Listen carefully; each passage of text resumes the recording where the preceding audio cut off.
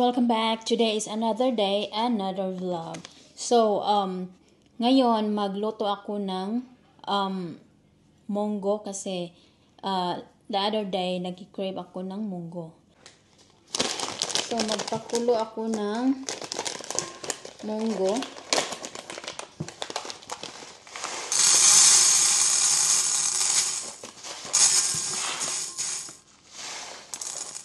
Haluan din natin ito ng kalbasa.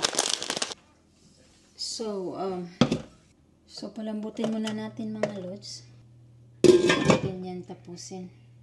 So mga lods, habang pinapalambot natin yung munggo, mag-start na ako ng mag-slice ng mga gulay para matapos na. Para mamaya, pag malambot na, diretso-diretso na yung trabaho natin. Kasi ang dami kong gagawin talaga mga lods. Hindi ko alam kung saan ako magsisimula. Meron din akong okra. Ano pa? Meron akong zucchini. Yan kasi yun lang ang meron tayo. At saka may yung mustasa na greens. Kasi wala naman tayong mga iba-ibang mga panghalo. Ay, meron pala akong green beans. Ihalo ko rin yun. So, parang na ito mga lods. Munggo overload. Of course, may pa steak. So, yung steak na yan mga lods, leftover ko yan nung isang araw. Tapos, syempre, masarap naman yung steak pag mainit. Hindi ko naubos. Yan, taba-taba. So, hindi ko binigayan sa asawa ko kasi, na healthy. So, yung gagawin ko ay ihahalo ko yan sa munggo. At saka meron din akong leftover na, galunggong. Hi, ang sarap. So, malambot na mga lods.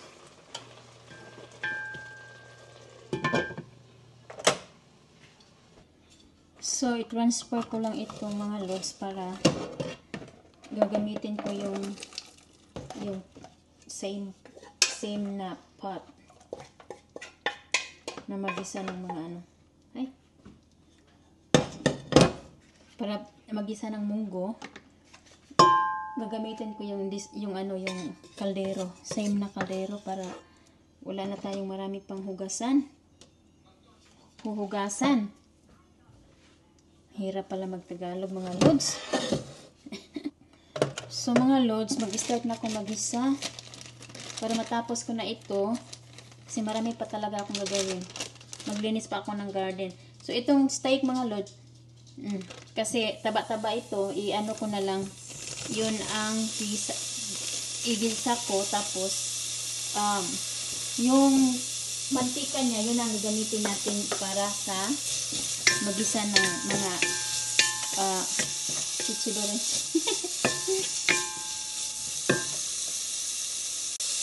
Saka meron nila akong isda mga lods. Tanggalin ko pa yung buto.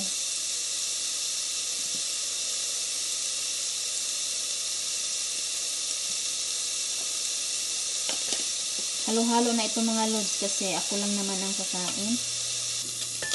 Ihalo ko na rin yung isda ko mga lods para matapos na. So, lagyan natin ng konting mantika mga lods para hindi mag-dry. So, ito yung gamitin ko.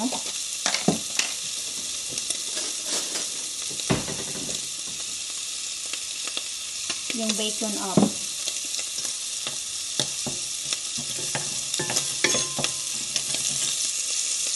Itong kamatis,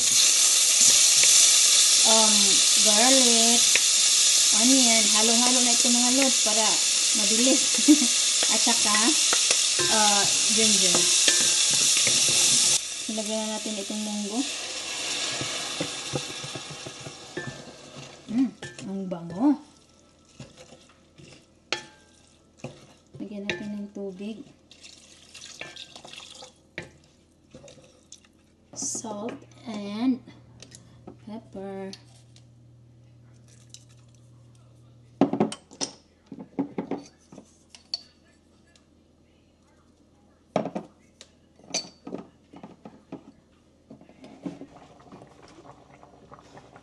So, ilagay ko na itong mga loads, yung squash. Kasi medyo matagal-tagal siya na maluto.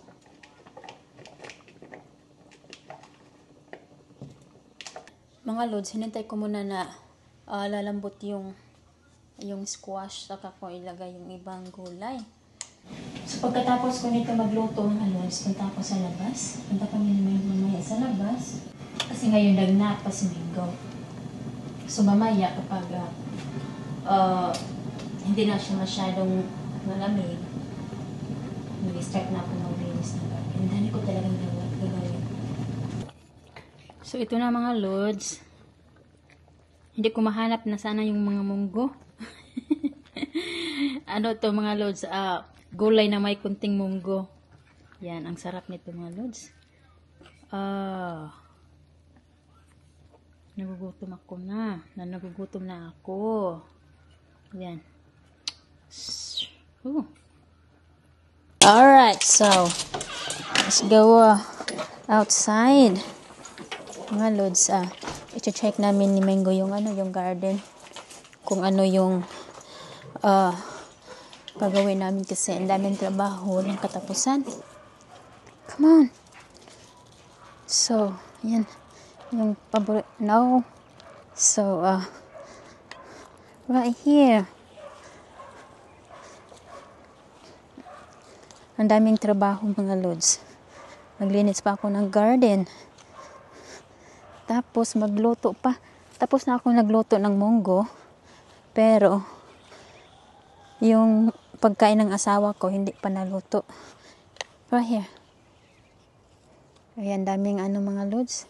Natapos ko na yan kanina, yung dalawang bed. Meron pa dito. Ayan. At saka dito. So, hindi ko alam kung kailan ko yan matapos. At saka may lilinisin pa namin itong saging. Kasi tutubo na yan ulit. Yan mga loads, yung saging. Kailangan pa namin lilinisan. Normally, ako at saka yung asawa ko ang naglilinis. Kaso, yung asawa ko may trabaho siya ngayon. So, hindi ko pa alam kung kailan ko yan linisan. Siguro next week na lang.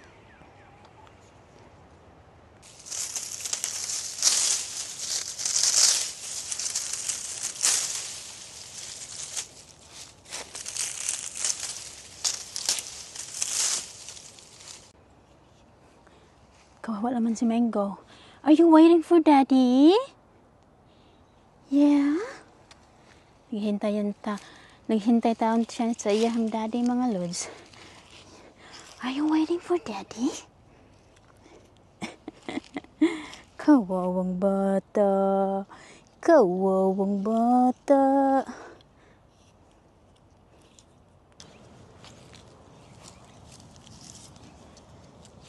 Ado na sad siya sa sa silingan.